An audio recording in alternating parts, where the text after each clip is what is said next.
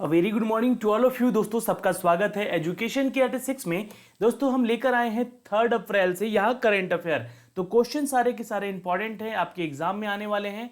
तो इस वीडियो को अंत तक देखिएगा और सारे क्वेश्चन का आंसर भी नीचे कमेंट कीजिएगा। चलिए शुरू करते हैं। इसका पीडीएफ टेलीग्राम और टेलीग्राम पे दे दिया जाता है एजुकेशन के 86 को, वहां जाके ज्वाइन करें। दोस्तों अगर आपने चैनल को सब्सक्राइब नहीं किया है तो सब्सक्राइब कर लें और बेल आइकन को भी दबा लें ताकि हर वीडियो का नोटिफिकेशन आप तक सबसे पहले जा सके। आज का पहला सवाल ये रहा आपके सामने। चलिए फटाफट आप भी आंसर नीचे कमेंट बॉक्स में कमेंट करते रहिएगा। पहला सवाल है कि किस देश ने अपने मछली स्टॉक को खराब होने से बचाने के लिए 1 महीने के लिए औद्योगिक मछली पकड़ने पर प्रतिबंध लगा दिया है। चलिए ऑप्शंस आपके सामने हैं यहाँ पे। Which country has banned the industrial fishing for the month to protect his fish stock from the depletion. तो आंसर यहाँ पे नोट कर लीजिएगा दोस्तों, आंसर है सी, सीरिया सेरा लियोन। ठीक है, सेरा लियोन आंसर यहाँ पे है। और इस देश ने अपनी मछली के जो स्टॉक हैं उनको बचाने के लिए, यानी कि उनके देश में जो मछली पकड़ने के व्यवसाय चलते हैं उनको बचाने के लिए 1 महीने का इस औद्योगिक मछली पकड़ने के ऊपर प्रतिबंध लगा दिया है। ठीक है, अब देखिए यहाँ से रिलेटेड क्वेश्चन क्या पूछ सकता है। ठीक है, यहाँ पे आप इसके बारे में थोड़ा सा डिस्क्रिप्शन मैंने दिया है, इसको पढ़ लीजिएगा कि 1 महीने के लिए अपने क्षेत्रीय जल औद्योगिक मछली पकड़ने की प्रतिबंध लगा दिया है। किसने? तो सेरा लियोन ने। ठीक है, एक कंट्री है और ये कंट्री जो है ये पर्यावरण कार्यकर्ताओं और सराहना की गई है इनकी कि मछली पकड़ने के कारोबार को कम करने के लिए सरकार प्रमुख मछली पकड़ने वाली कंपनियों द्वारा निर्यात रोकने का, तो ये एक फैसला, अहम फैसला लिया गया है इस देश के द्वारा, सेरा लियोन के द्वारा। इससे क्वेश्चन इंपॉर्टेंट क्या बन सकते हैं दोस्तों, अगर रिलेटेड करके क्वेश्चन यहाँ बनते हैं तो देखिए ये इसका फ्लैग है, ऑफिशियल फ्लैग है इसका, इस कंट्री का। पर इससे रिलेटेड क्वेश्चन ये बन सकते हैं कि इसका कैपिटल क्या होगा। तो फ्री टाउन है इसका कैपिटल।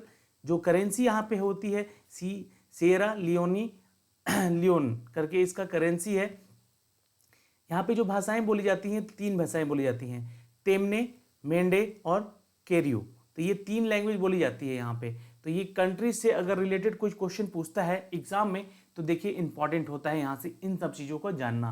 तो क्वेश्चन बन सकते हैं यहाँ से दोस्तों, इसलिए इन सब चीज़ों को नोट करके रखिएगा। अगला सवाल देखते हैं यहाँ पे। क्वेश्चन नंबर 2 क्या कहता है?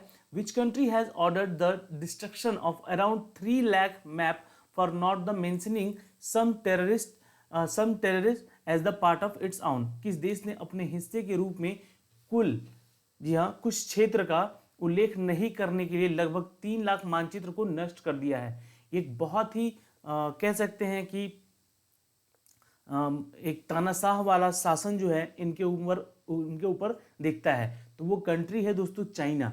नोट कर लीजिएगा, चाइना ने, जी हाँ, इसके बारे में थोड़ा सा डिस्क्रिप्शन मैंने यहाँ दिया है कि चीन ने अरुणाचल प्रदेश और ताइवान जो को अपने क्षेत्र के हिस्से के रूप में उल्लेख नहीं करने के लिए लगभग 3 लाख ऐसे मानचित्र को जला के नष्ट कर दिया है।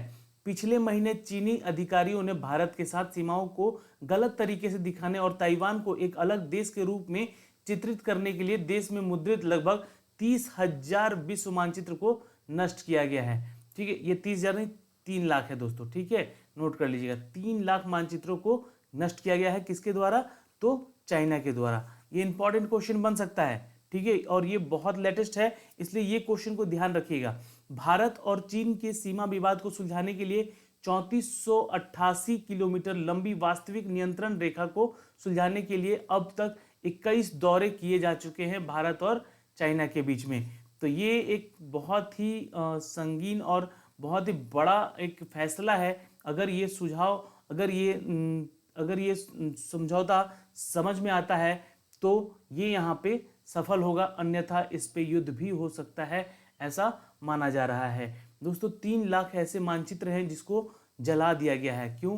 क्योंकि चाइना का कहना है कि अरुणाचल प्रदेश जो क्षेत्र है वो चाइना का है और ताइवान जो है एक अलग कंट्री नहीं है, वो चाइना का पार्ट है। बस इसको दर्शाने के लिए भारत के ऐसे कई मानचित्रों को नष्ट किया गया है चाइना के द्वारा।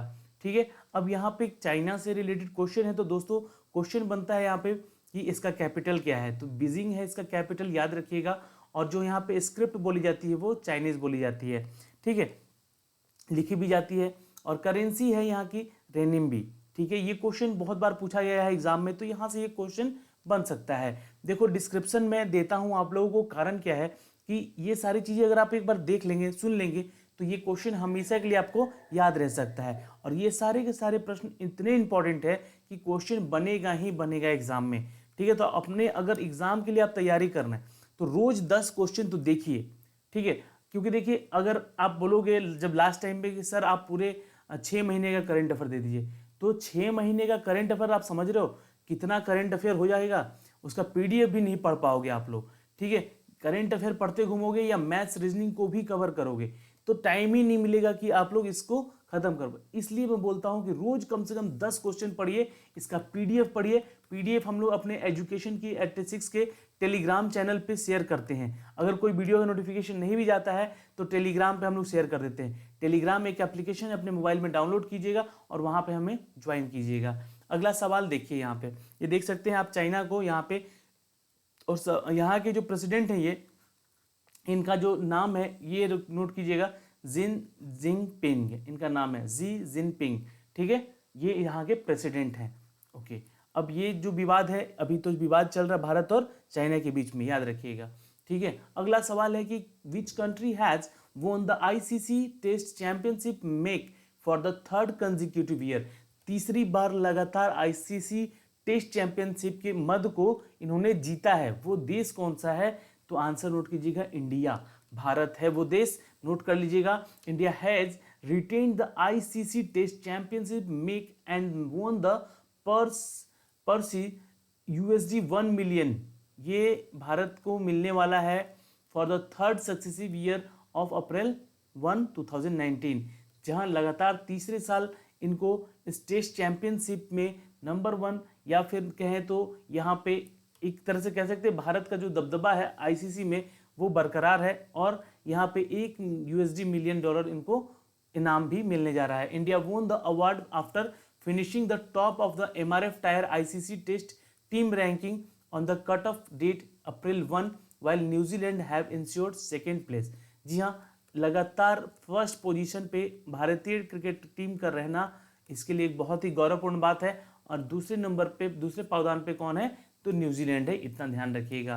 ठीक है, अब यहाँ से रिलेटेड क्वेश्चन बन सकता है दोस्तों भारत के बारे में, तो आपको इतना चीज तो पता ही होगा, कैपिटल दिल्ली है, इसके प्रेसिडेंट है रामनाथ कोविंद, और नरेंद्र मोदी है पीएम मोदी।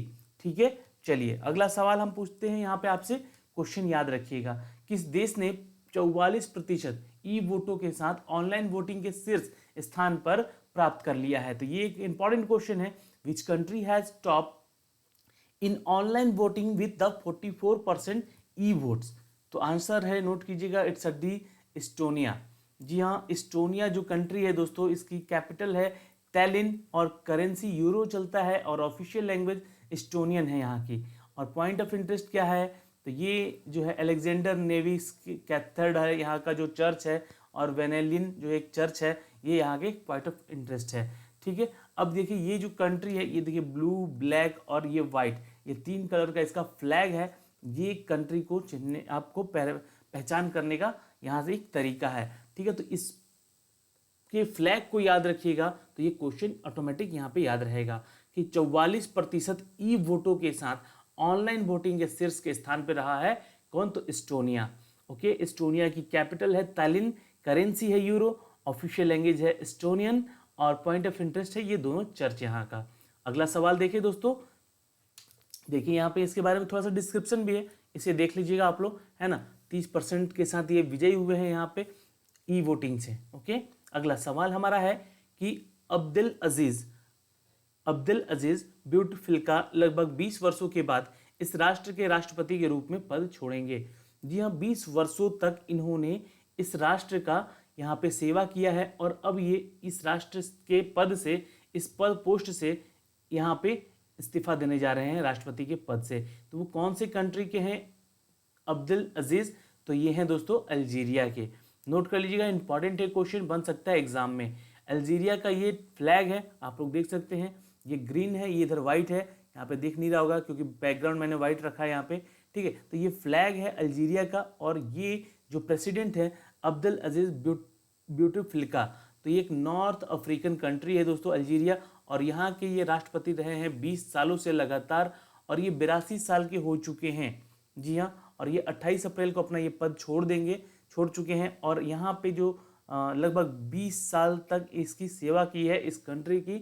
और यहाँ के जो प्रेसिडेंट हैं देखिए उनका नाम है, और कैपिटल है अल्जीयर्स, ठीक है, और करेंसी है अल्जीरियन दिनार, ठीक है, नोट कर लीजिएगा, अल्जीरिया दिनार है यहाँ का करेंसी। तो ये क्वेश्चन बनेगा एग्जाम में। और ये तो अब पद छोड़ेंगे, तो इनकी जगह पे कौन यहाँ पे इनका जो सक्सीडर होगा, ये कौन आएगा यहाँ पे, तो ये अभी आपको हम नेक्स्ट डे बताएंगे, ठीक है। चलिए, क्वेश्चन नंबर 6 क्या कहता है कि हर साल विश्व ऑटिज्म जागरूकता दिवस कब मनाया जाता है। तो हर साल ये दिवस मनाया जाता है दोस्तों 2 अप्रैल को, यानी कि कल ही मनाया गया है ऑटिज्म जागरूकता दिवस। तो ये दिवस के रिलेटेड क्वेश्चन बनेंगे, तो आपको आंसर करने होंगे दोस्तों, ठीक है। चलिए अगला सवाल देखते हैं। देखिए, विश्व ऑटिज्म जो जागरूकता दिवस है 2 अप्रैल को मनाया गया है, इसके बारे में थोड़ा सा संक्षिप्त जो हमने डिस्क्रिप्शन दिया है उसे आप देखते रहिएगा पीडीएफ में, क्योंकि इतना इंपॉर्टेंट तो है नहीं, क्योंकि डेट तो आपको लगातार याद करने होंगे, है ना, लगातार 6 महीने के डेट आपको याद करके रखने होंगे, क्योंकि वहाँ से ही ये सारे क्वेश्चन बनेंगे, ठीक है। तो ये क्वेश्चन इंपॉर्टेंट है, इसलिए मैंने यहाँ पे लेकर आया था। अगला सवाल देखें, जापान के नए शाही युग का नाम क्या है, जो कि 1 मई 2019 से शुरू होगा। तो देखिए, जापान के जो शाही युगों में इनका नाम है रीवा, ठीक है, और ये जो हैं ये 1 अप्रैल से नए इन्होंने इस्तीफा दे दिया। यहाँ भी कौन, तो ये अकीहोतो इनका नाम है, एम्पायर हैं अकीहोतो जापान के। और ये जो क्राउन प्रिंस हैं नारुहितो अपने पिता सम्राट अकीहोतो को सफल करेंगे, यानी कि साथ सक्सीड करेंगे, ठीक है, इनकी जगह लेंगे नारुहितो।